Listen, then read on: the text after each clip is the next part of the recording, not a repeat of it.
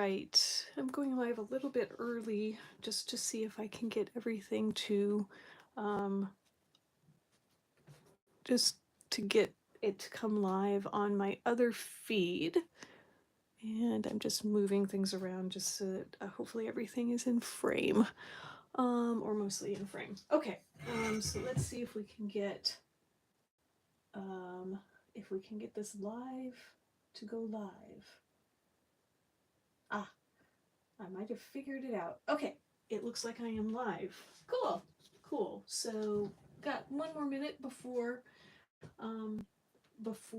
our start, so we'll give that a minute before we get going. Because I think this layout's going to be fun. It's going to be very different. All right.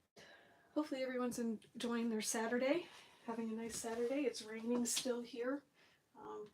More than I expected. It's coming down quite a lot. All right. Yeah, cold, windy, rainy. Not exactly normal May weather for California. So, all right. Well, it is noon. Hopefully, everyone is had a chance to recoup from the last one that joined us. And I just wanted to go over again what's going on today really quickly. So we did the in color layout. And that one I've completed, and at the end during the wrap up or the finale, I'm going to go ahead and show all three layouts and give you the final look at them because I didn't stick the pictures on, etc. At 12, right now we're going to do the masculine layout, and then at 2 we're going to do a travel layout. May the 4th be with you is going to be the theme on that one.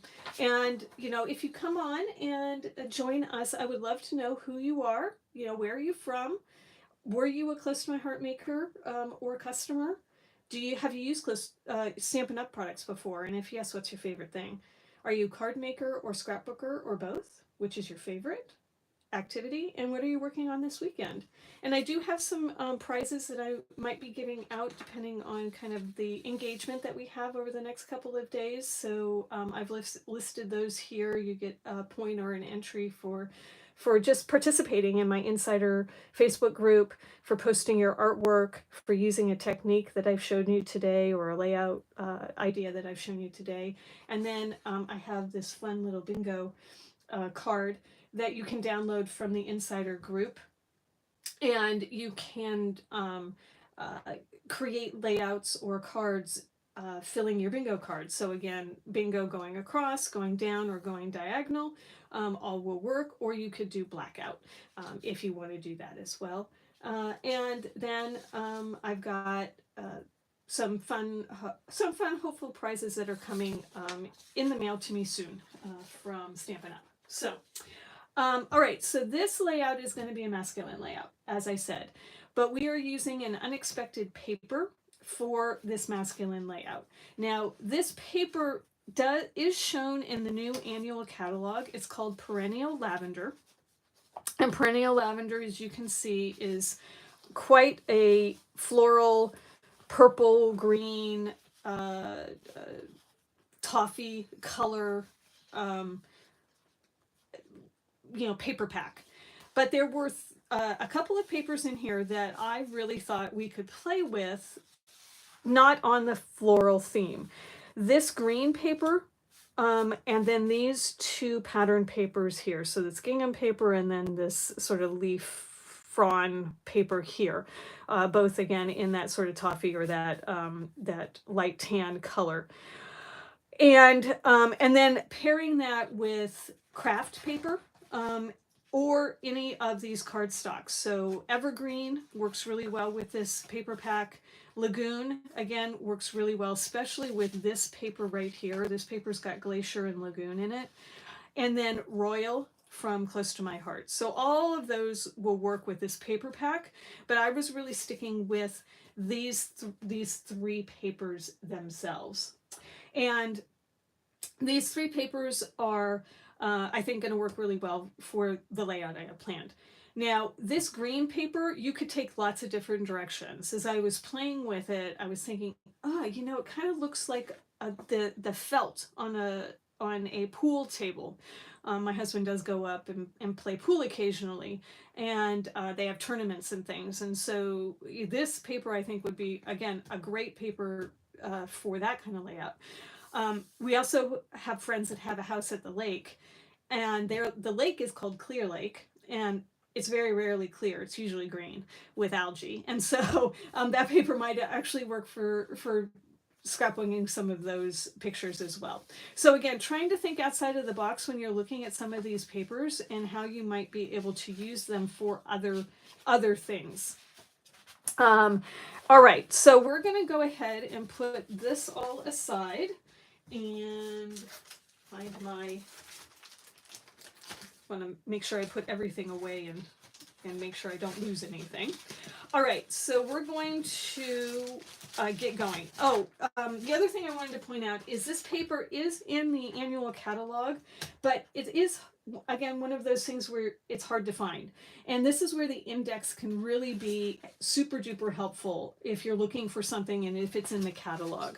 So the index is set up by type, so dies, memory keeping, paper, inks, and coloring. And so I went to the paper and packaging and down to the designer series paper, and I looked for the name of the paper, which is called Perennial Lavender, and it tells me it's on page 107. So then I can go back here to page 107 and I can see what they are showing on 107. Now, I will say that 107 is not exactly what I would say, you know, a catalog friendly, it doesn't show all of the paper, I guess is my point. So you get this little snippet of the paper that I just showed you. It does say Perennial Lavender Designer Series paper, and it's showing it to you here, but you don't see all of the papers and all of, you know, the fronts and backs of all of those papers. So again, it does show it. I believe this might be a carryover designer series paper, and maybe that's why they're showing it that way. But it is in the catalog, and that's how the index can be super helpful for you as if you're looking for something in the catalog. All right, so the stamp set that we're going to use is going to be the Trusty Tools stamp set, and I am also using the Trusty Tools dies. I have got a magnet sheet. This magnet sheet happens to be a 5x7 that I got from Amazon. I got some other magnet sheets that are a little bit heavier from Amazon, or from Stampin Storage. I think it's going to depend on how many dies I have on it. I think this one is okay in general, but because the number of dies that come in the set are many more than the number of spaces that I can put on here, it's a little bit tight. So anyway, it makes it a little bit more flimsy. But again, I am going to keep my dies with my stamp sets because that makes it easier for me to find. And then the nice thing is I'm also not going to take my stamps off of the carrier sheet that's here. And that way I have a protective layer on these dies if they happen to fall on top, and I don't have this one glued down, so it might rest on top of this stamp set, and I don't want to damage the stamp set. And then I'm also keeping some of my cutout die pieces because I have a little trick that I learned about this, and we're gonna potentially test it out today. So anyway, Trusty Tools, that's the die and stamp set we're going to use. But if you don't have that, again, this is an Encore stamp and die set, so some of you may have that. But if you don't and you were a close to my heart customer, we had Nailed It, which is this stamp and die, and it has a lot of the same things. It's got the drills and the paint and the screws and nuts and bolts and levels. So again, this one could work just as well for this layout as the Trusty Tools. So if you have that one, that's another option. All right, I'm going to go ahead and bring out my layout. Oops, that's the backing to that. So on the dies, what I have done is I have done some pre-cutting of some things. So the first thing I did is I pre-cut this pegboard, and I did it on silver paper. Did it on the silver metallic paper, I guess is what we call it. So I've got that. The interesting thing about this die is that it doesn't cut around the edges. So it cuts the holes, but it doesn't cut through the paper to make a piece this size. There's positives and negatives to that. Positive is then you can just shift it over and you can do some more, and shift it over and do some more, right? And so you can get a long strip. But it's just something to be aware of. This edge does not cut through the paper. So you will have to trim it up once you get that done. All right, so that's that. The title, I used the same technique on this title as I used on the previous title that we had for the sea turtles. So I've got it embossed with the white pieces embossed, but I embossed it with this die. Okay, so you could, if you have a circle die or a circle embossing folder, that would work as well, but I didn't have a circle embossing folder. So I went ahead and I took this die, and my machine, sorry, my dogs are barking for some reason and I don't know why. My embossing or my die cutting machine, I've got a couple of die cutting machines, but my die cutting machine actually allows me to create a sandwich with metal dies. And that sandwich is a combination of plates and this mat. So I have my base plate, then I put the metal shim, then I put the die. Actually, I put the paper, then I put the die. Was it like that? I'll have to look it again. But anyway, I put the paper, I put the die, and then I have this piece here. I think it goes like this. I think it goes like that. And then I put this piece on top, and then I put my other plate on top of that. So this, because this is a flexible plate, it doesn't cut through the paper. Right? It doesn't cut through that paper. And actually it wasn't this paper, it was this paper. It doesn't actually cut all the way through the paper because of this particular die, mat. So I just wanted to point that out, that you can use your metal dies in your machines if you've got the right plate set up on your machines. Okay. Okay, so that was again getting the embossing on that. I did do 2 titles for this one, and I did Miss Fix It for those of us ladies who actually do a lot of handiwork around, or DIYers. So again, I did 2 titles. I did a Miss Fix It and I did a Mr. Fix It. Now I'm scrapbooking my husband right now, so I'm going to use the Mr. Fix It. But again, I do have those 2 titles in my Cricut design space. All right. So that's that. So the first thing that we're going to actually do with this particular layout is we actually are going to be using an ink that's called a distressed oxide ink. This distressed oxide ink is unique. So unlike the dye-based inks that Close to My Heart has, or that Stampin UP has, this actually reacts to water, and it's more more creamy than, say, a dye-based ink.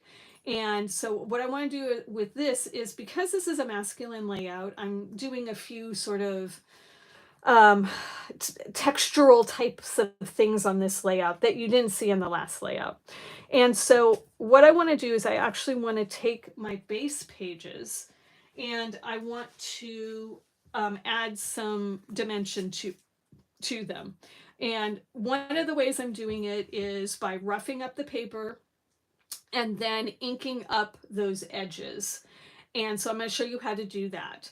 And then the other way that I'm going to do it is I'm actually going to add this distressed oxide to the base page in the corners. And I'm going to then add a little bit of water. And that's going to cause the paper to react, or the ink to react to that water and create a splotchy effect. So I've got an all-purpose mat down for this technique because I'm going to be inking off and around. This ink, like I said, is very it's more creamy and it stays wet a little bit longer, and so you have a little bit more room to play with. So I'm going to just sort of bring in my pieces and things. This is kind of going to be the layout. I've got these pieces here that are going to go on the edges over here, and they've been roughed up. And then I'm going to have this piece in the middle. It looks like I'm rotated wrong, but I'll fix that when we get to putting it together. And then I have some pieces that are going to be here on top, and then I've got our dies and stamping that we're going to do. So we've got this. So I want to create in these corners here, I want to add a little bit of this distressed oxide that we are going to play with some. So I'm going to take this away, and we are going to ink up a dome foam blender, and we're going to come in. Probably want I lost my scrap piece of paper. I'm going to just grab another scrap piece of paper. The reason I want to do this is I do want to sort of tap off. I want to make sure that I'm well loaded. This is Vintage Photo is the color of this distressed oxide, but I want to tap off. And then again, similar to what I showed before, I want to come in lightly and just do a circular motion. And again, this, I kind of want that rough feel. Again, it's a masculine layout of my husband working. He's a general contractor. He works around the house. He, obviously does jobs. And I have some pictures of him, and I just thought that it would work out well with this particular design that I'm thinking of. So again, I'm just sort of taking this and I'm creating this smudging effect with this ink. And I'm doing, different shapes and depths of color. The nice thing as well about these versus the water-based ink, dye-based ink, is that these, like I said, they're creamier and they blend really nicely. So they're kind of fun to play with here, and adding, a little bit more texture and fun. Okay, so this guy looks like it's pretty good. I might come up a little bit more up here.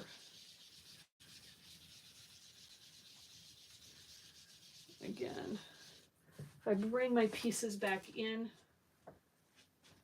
just to try and see, did I get enough? Oh yeah, I think I did. I think I did pretty good there. Okay, I'm pretty happy with that. All right, so now that we've done that one, we're going to take just a sprayer, and I don't have Stampin' Up's little spritzer, but it's the same idea.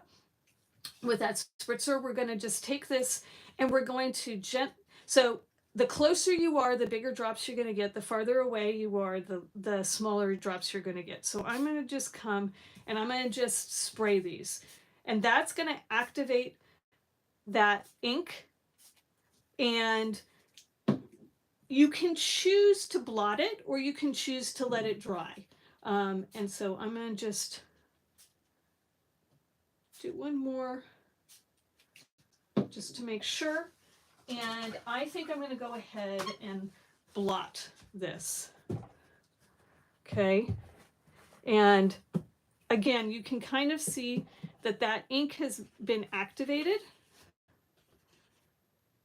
and it's kind of created that splotchy look. Now, looking at it, I think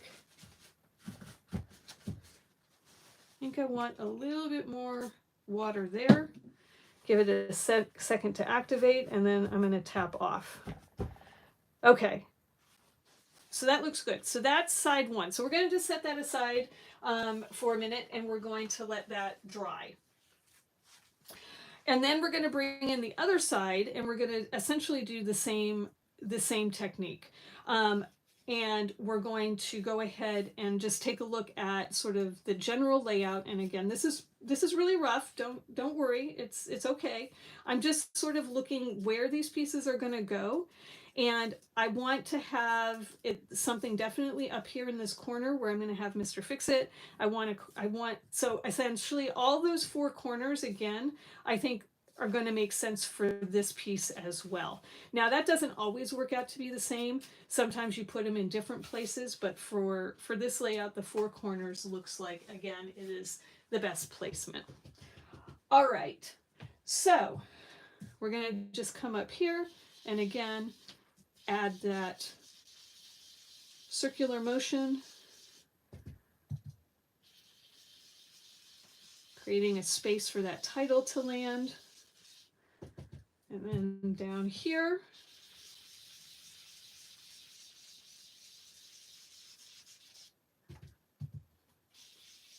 so I'm curious, has anyone else played with distressed oxide inks at all?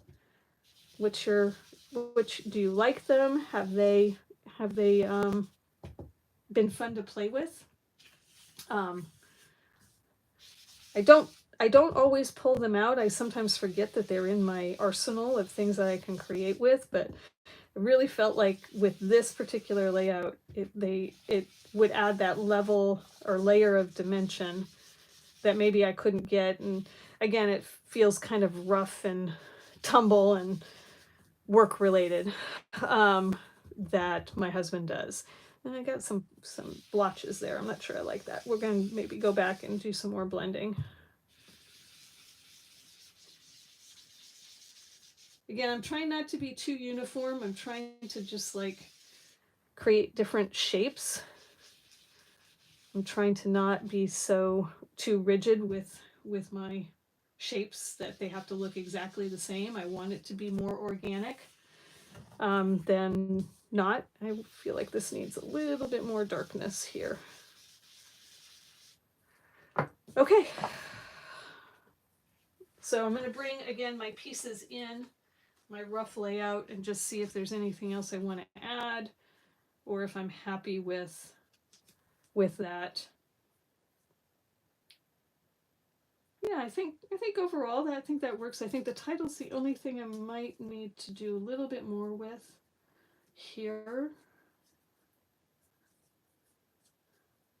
Yeah, I think I need a little bit more for that title to land. So we're going to bring that down just a little bit more, and then I think we're good. All right. I've never played with it yet. Can't wait. I'm learning how to junk journal. Oh, Anne Marie, yeah, junk journaling, especially this color too.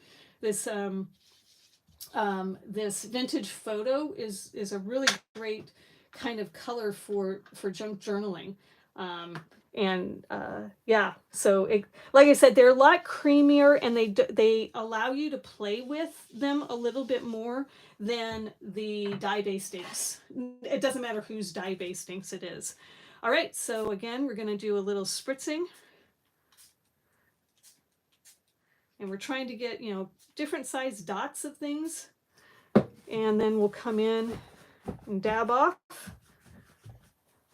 And as you can see, if you're doing junk journaling, how this could really be a fun add to your junk journaling. Okay, I think I need a little bit more down here.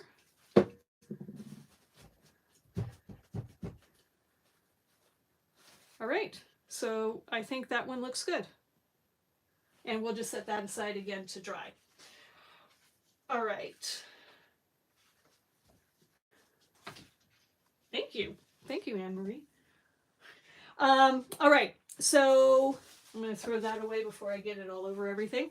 Okay, so I'm going to talk about, while these are drying, I'm going to talk about some of the techniques that I'm using on this particular layout. So I am doing a technique here where I'm roughing up the paper on all of the pieces of paper.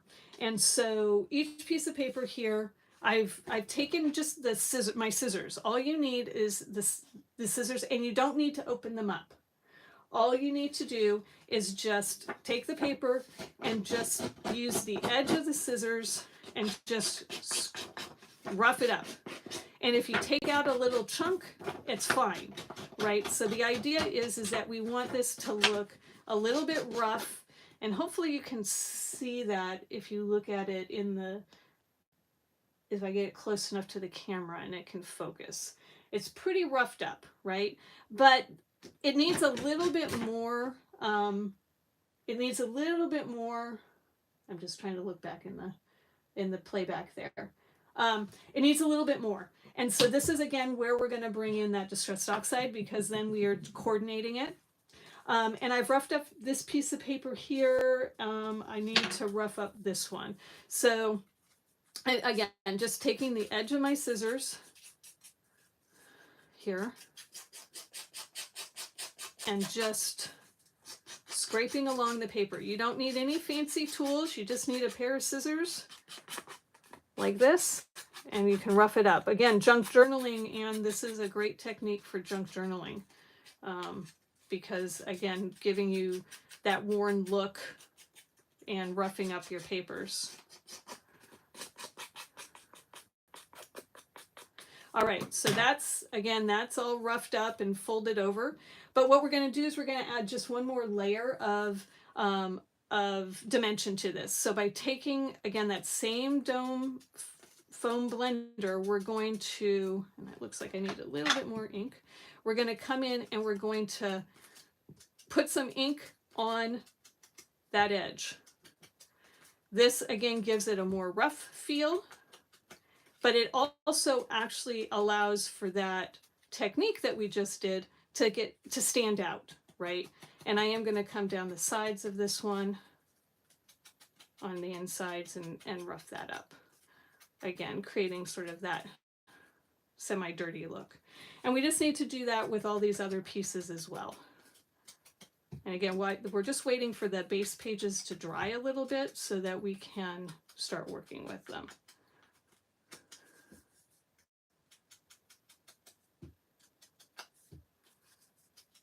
All right, so again, hopefully that's coming through. I know on my hand it's probably not. It probably will come through better if I lay it on that piece of paper. You can see I've got that brown now showing through. All right, so we got one more piece that we need to do that with, the big piece. So we're going to do that. I did the other side already, so that's all prepped. But I wanted just to show you how easy it is just to create that rough texture on the edge of your paper by just using your scissors. And again, you can do it as rough as you like it, and you know, fold it. You can create paper holes, or you can create tears essentially in this if you like as well. I'm not going to go quite that rough, though I do think this edge needs a little bit more. So it's all a matter of taste and what effect you're trying to get with the paper. So, and I'm just looking for just a little bit of roughness. I'm not looking for any, any big tears or anything like that.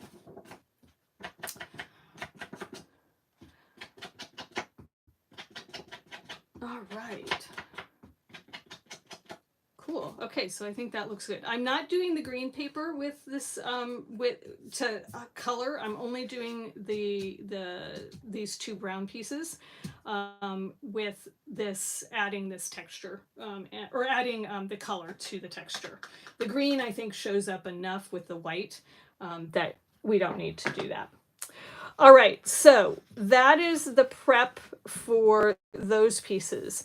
I do need to do a little bit of stamping. And so I'm going to go ahead and work on that next. And I'm going to pull out some of the pieces that I need. Again, mostly this is because I'm hoping to make sure that these pages are dry. And so I want to give it enough time. So I'm going to pull out the stamp set now, and we're going to do some stamping. Now, if I had been smart, I wouldn't have done the attachments that I did here. So we're gonna play, and we're gonna see how well these turn out, because it may not turn out quite as good as I'd like. Okay, I'm gonna start with the paintbrush here, and I'm gonna grab that stamp, and I cut these out of the Kraft paper. I thought that was the best paper for these items, or for the tools. Now you don't have, you could use any paper. I did do some white, like for the tape measure, I did some white. And I did, and again, I used the silver paper to highlight the pieces that I thought would be silver. So the wrench would be silver, the hammerhead top, the drill bit, and then I paper pieced this piece here together. So I cut it out twice, and then I paper pieced the drill together. So, all right, so this is a new stamp. I haven't used it, so I'm going to go ahead and make sure that I get the manufacturing coating off of the top of it. And you can do this lots of different ways. I usually just do it with my hand and the skin. And I'm going to use black, and I'm going to actually start with this guy, because this is probably going to be a better stamp. And what I have found, I do have that. What I have found is that the dies cut really tight to the stamps. I'm used to a little bit more give, or a little bit more play in the space around the dies. So I actually did this wrong, and I learned this after I had already done the cutting of this, that it's probably better to stamp first and then use your mask to line up your die, because again, the amount that you have to play with is very small. So this one's a little bit off, but again, I'm not that worried about it. Again, I'm not a perfectionist, and most people are not going to notice that did not line up perfectly and isn't an absolute perfect set. But we'll try one more time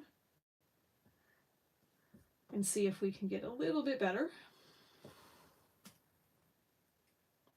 That one's a little bit better.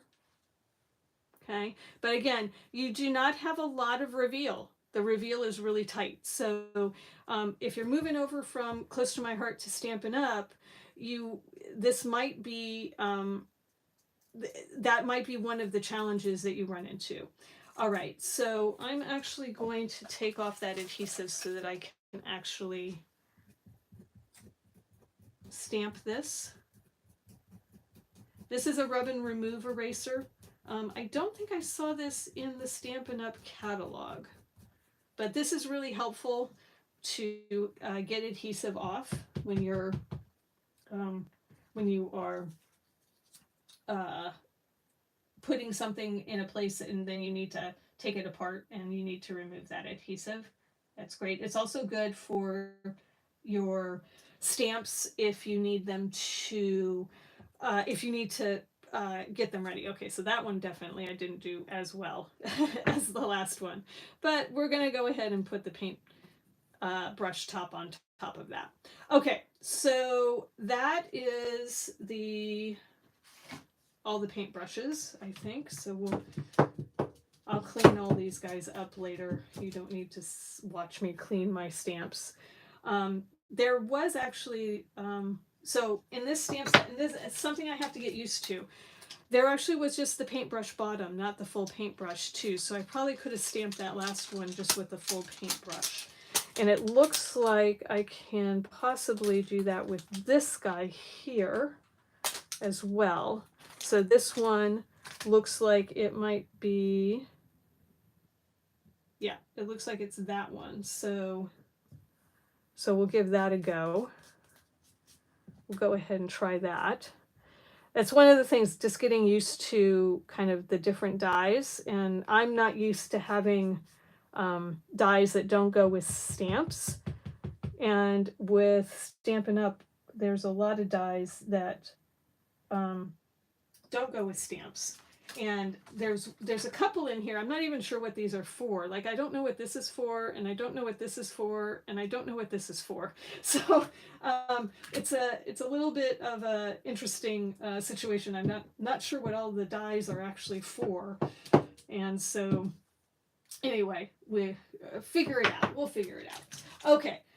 So then coming back over here, I'm going to go ahead and grab the hammer one. I think that one's the hammer one. So again, we'll just go ahead and grab that. And again, do the little bit to make sure that you get the factory off of it. And then we'll come here. And again, you could change the color. You don't have to do black, but I'm going to just go simple and go black. And I've got black on my layout, so that all works. And the last one that I needed to do was I wanted to do the, I want to do this. I want to do this piece here. And again, this one has two pieces as well. It's got an inside and an outside, it looks like. So I'm not exactly sure how I would use them differently, but might have to play around with that some more. I didn't get a chance to play as much as I wanted to with the stamp set before this. Okay, so I think that got everything stamped that we needed stamped, and the things should be dry now for us to work with. All right, so just put that back. Oops. Make sure I get that totally on the plastic carrier, and we'll put these guys back in here. Close that up and move it out of the way. Okay, so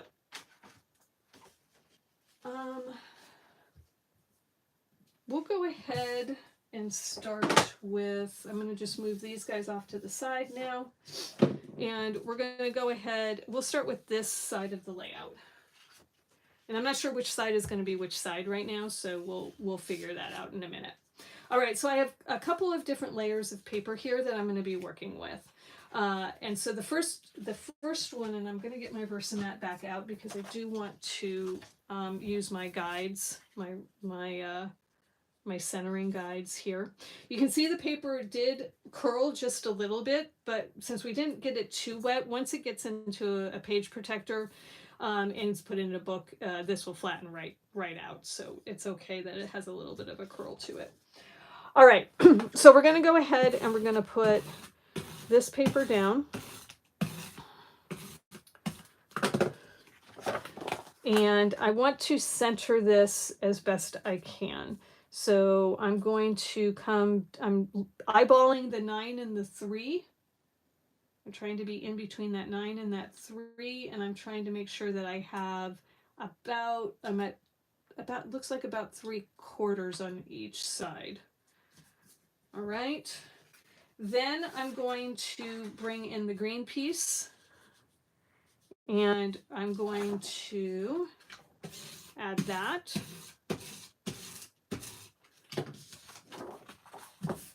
And I'm offsetting this slightly, again, because I've got that title there that I want to use. And the nice thing about having a gingham or a pattern here is I can actually use that as my guide. If I got my first piece straight, then my second piece should be fairly straight.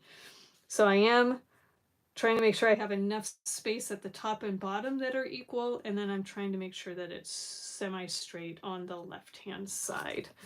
And we'll put that down.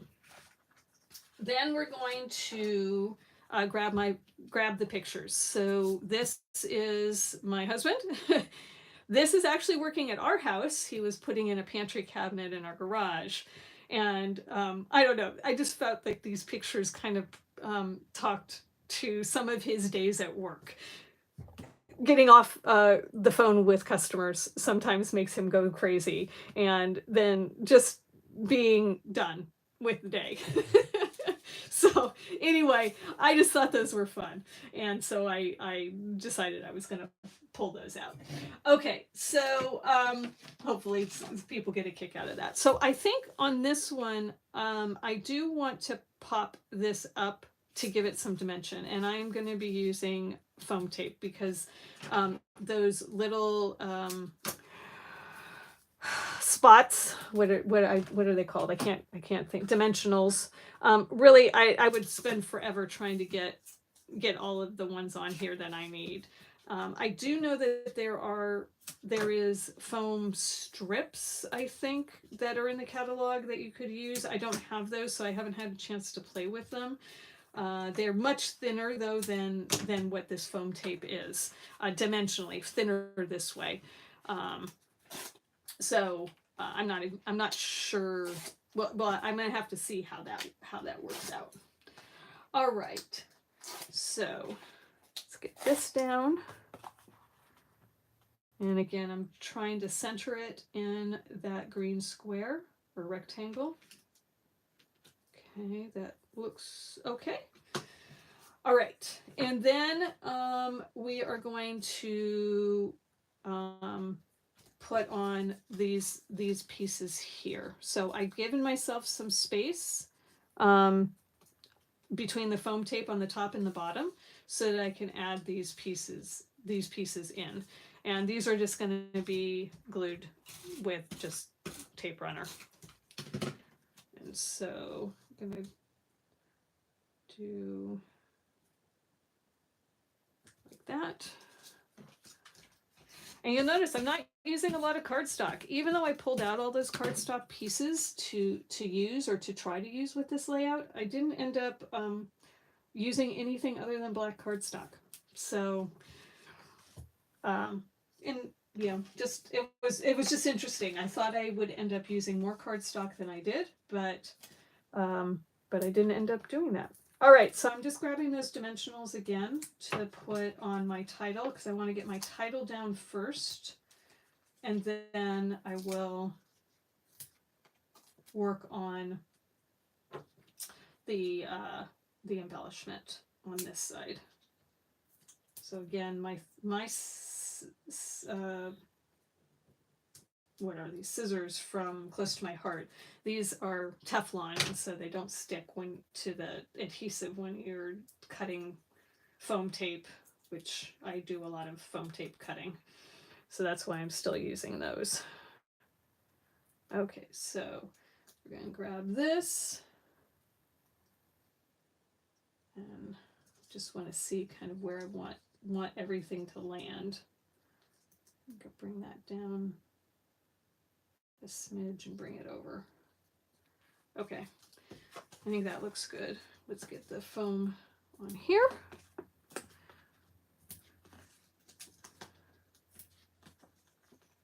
So are there any questions about anything that I've shown so far? Does it seem simple? I hope I made it seem simple because it really isn't that difficult.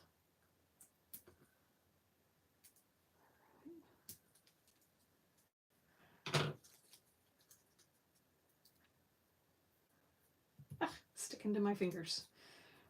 All right, so get this title on and then let's start the embellishing on this side.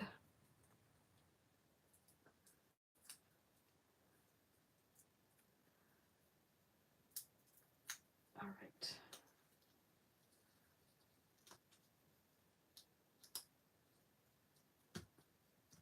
Okay, I think that works.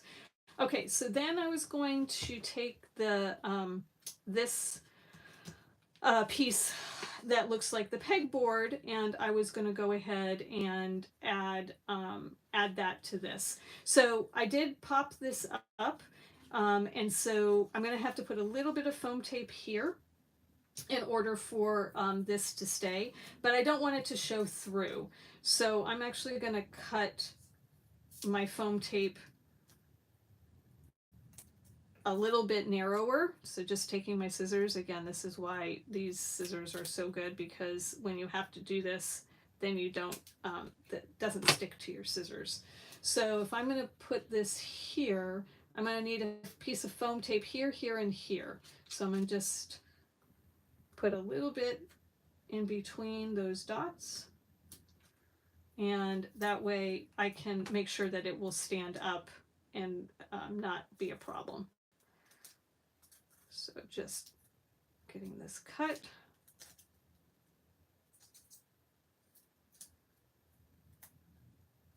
And this side is close to being done.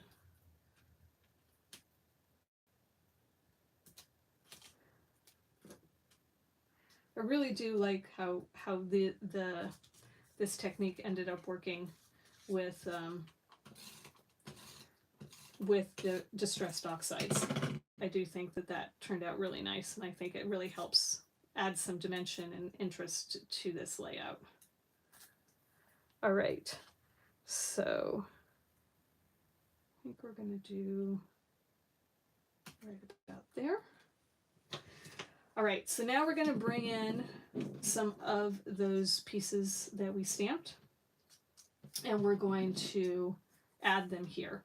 So in this particular picture, he actually has a Milwaukee drill here, so I thought that worked well. And then I was thinking the hammer might go there, and maybe the wrench and a paintbrush. So again, bringing things together and bringing them down. Now remember, in my last layout, I said that you really do want to cluster. Well, I shouldn't say cluster. You really want to make sure that you start with your bigger pieces before you work through to your smaller pieces. So I really don't think that this needs to get popped up. So I'm going to go ahead and I'm going to just add some adhesive to this one. And again, do that. And this one I do think I will pop up, grab a dimensional instead. Try and save my tape for when I need long strips. I think the dimensionals will work fine for this one. All right. So we're starting with our larger pieces, and then we might add a few smaller pieces in here in just a second. So again, I'm going to maybe go like that. Let's get the hammer. Since I had to stamp these, I didn't pre-adhesive them. Normally I try to do that just so it goes faster, because watching me put on adhesive is pretty boring, but I needed to stamp them, and I wanted to show you the stamping of these pieces. So I think I need a little bit more here.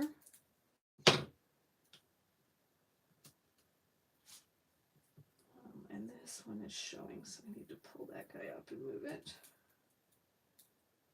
I don't want the adhesive to show. Okay. All right, so I think that'll work.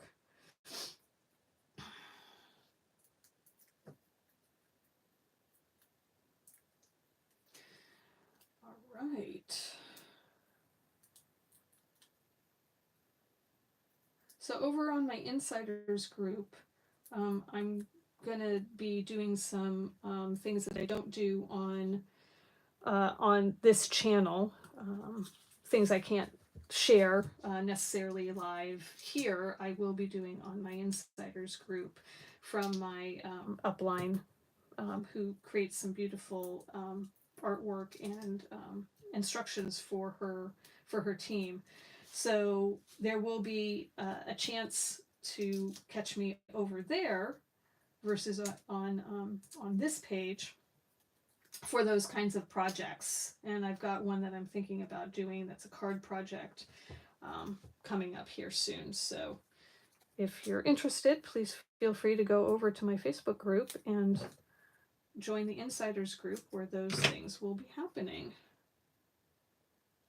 All right, so now we've got the big pieces. So one of the things that was in this die set was a bunch of washers and again, these pieces, I'm not sure what these are supposed to be. Don't know what those are. Have to maybe ask my husband. But I've got screws and I've got washers and I've got nuts and things like that. So I thought I would grab a couple of these to add in. And again, I did these in the silver paper, and we're just going to see if they actually show up well enough, because maybe they need to come down here. And maybe up here, grab some for up there. Again, just trying to create some clusters of these smaller pieces, because I didn't have any sort of medium-sized pieces really for this. So let's see, let's add one more down here maybe. Okay, so I'm going to put these back in the baggie just so that I don't lose them. And these we're just going to put down with just some tape runner. And again, I'm trying to cluster, so 3 clusters of 3 really work well. Odd numbers work best for the eye and for design. So that's kind of what I'm doing here. And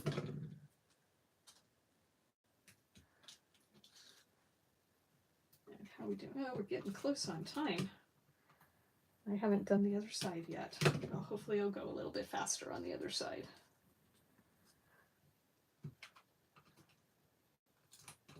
Embellishing does take the longest time sometimes, I think. Trying to figure all that out, getting it all taped down, etc. But hopefully the other side will go a little bit faster.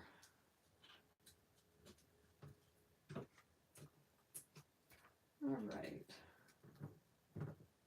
Oops. I do like my all-purpose mat because when I do adhesive on little things like that, it makes it really easy to clean up.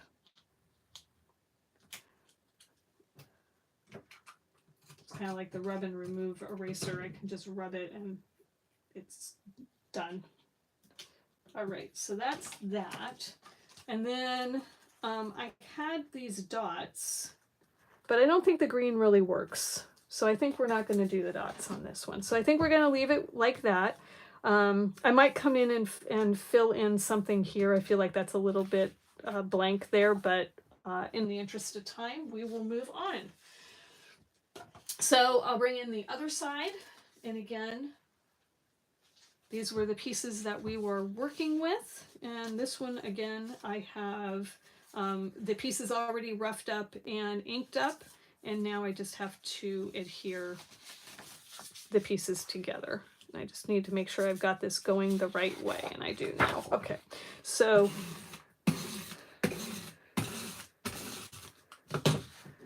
again, going to try to get this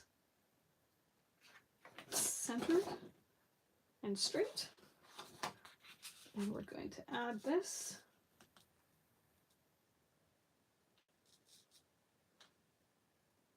Again, I'm eyeballing the top and bottom and sides just to try and make sure I got it even. And then these pieces here are going to go underneath. And again, I'm going to try and get it between 6 and 9 here. And I'm going to just leave a little bit of white showing. I'm not going to go all the way to the edge there. Or sorry, 3 and 9. on that one. And then this one, again, 3 and 9. And as I mentioned before, that's why I don't put adhesive all the way to the edge, because a lot of times I'm going to be trying to slip things underneath like this. And if I have adhesive all the way to the edge, then it makes it really difficult for me to do that. All right, so again, we've got a big piece. I do want this popped up for dimension. And so we'll see if we can get the backing off of this one.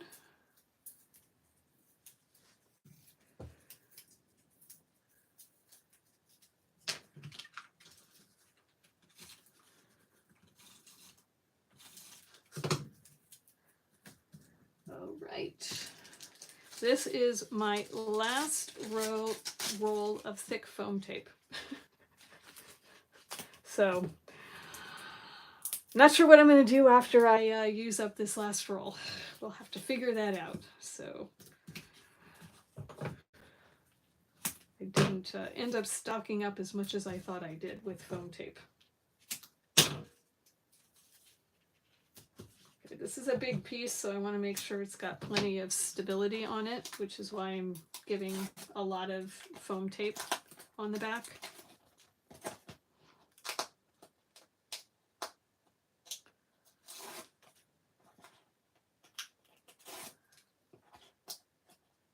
All right, and then this one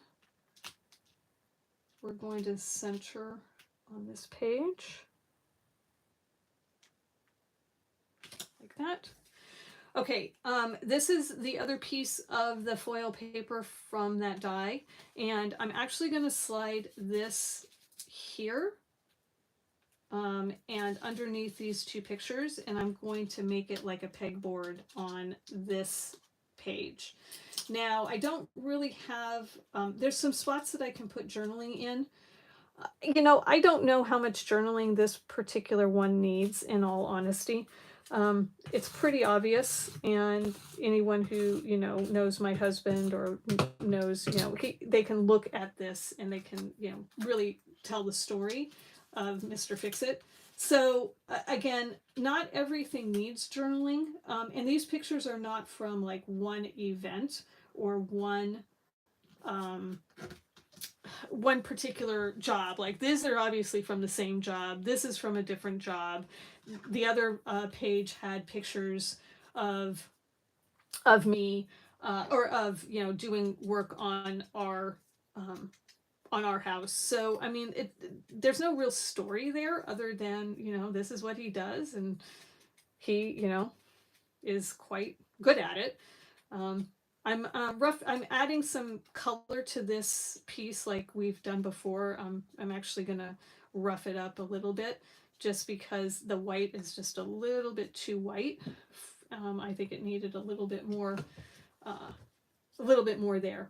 I'm bringing the red over from the other page. He has red in his shirt, so that works out really well. But I felt like I needed to have a little bit of red as well on this one. So on this one, I'm going to go ahead and pop up this guy.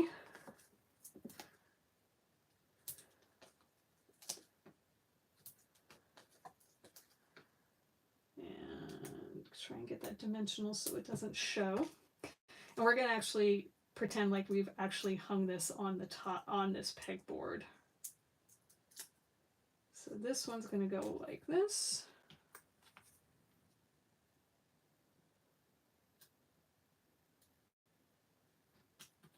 And then we'll put some dimensionals on this one. And then we are pretty much done with, oh, I had two more things I needed to add. I forgot about those. So we'll add those, and then we got to add the top pieces.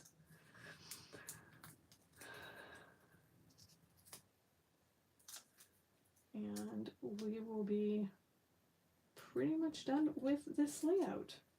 I thought I had another, I wonder if I used it. Did I lose it somewhere? I thought I had another one to go there. I don't really know if I don't want the silver on silver is the problem.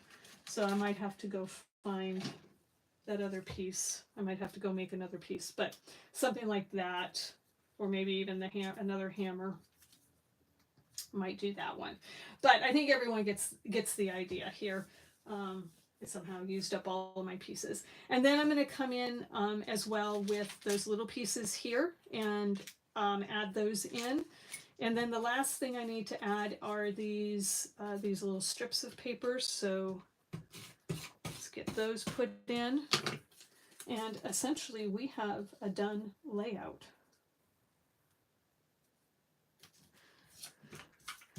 And I feel like I did a pretty good job in taking the very floral paper and design and creating a pretty masculine layout overall. And I'm pretty happy with it. So let's go ahead and bring the two pieces in. So I don't think there's a right or a left way to lay this one out. You could do it like this. Or you could do it like this. I think either way works, and it doesn't really matter. So it's just whichever way you like it better. So so that is the masculine layout, and we went over. Oh, we didn't quite go over. We made it 1 o'clock. So the next the next layout is going to be the travel layout using the May the 4th be with you theme, and that will be at 2 o'clock, so an hour from now. So hopefully you enjoyed it, and I will hopefully see you on the next one.